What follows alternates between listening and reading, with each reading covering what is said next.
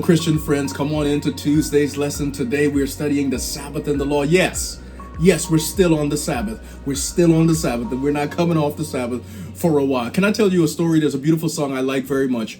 It's a story, it captures the story of a little boy who built a toy boat, and he took it over to the nearby waterway, put it in the water, and the winds kind of blew his little boat away, and he lost it. Boy was heartbroken and teary-eyed and crying because he had lost his prized treasure. But then he came upon a store one day and saw his little boat. Someone had found it, took it to the general store there, and it was on sale. Little boy went and got as much money as he could find to buy his boat, and he got his little boat back. When he held it in his hands, there's a beautiful refrain to this song. The refrain says, "Now you're mine, 2 times you're mine. Once because I made you, twice because I bought you." Isn't it beautiful? Once because I made you, twice because I bought you. You're mine, 2 times you're mine, and both times because I love you so much.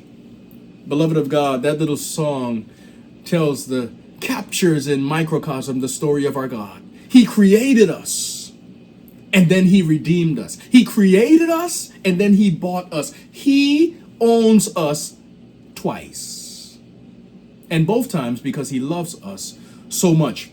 When we keep the Sabbath, when we honor the Sabbath, as we'll study today, we acknowledge God as our creator.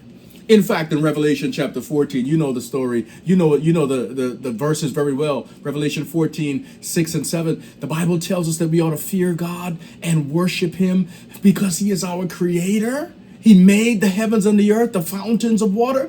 We ought to worship him because he is our creator. But that God who creates us can also recreate us. He is the God who has redeemed us through the sacrifice of his dear precious son. One of the wonderful things about this truth is that we can be God's all over again every time we honor and keep the Sabbath. The Sabbath reminds us of the creative power of God. It reminds us of the recreative power of God. And I hope that as you study today, you will recognize in God's Sabbath and in God's law an opportunity to be renewed, to be re-energized, to be refocused, to be resent by God out to save others and to help him save the lost. This is one of the beauties of the Sabbath that we enjoy, and it's one of the precious things about the law that we must never miss. May God bless us as we study today.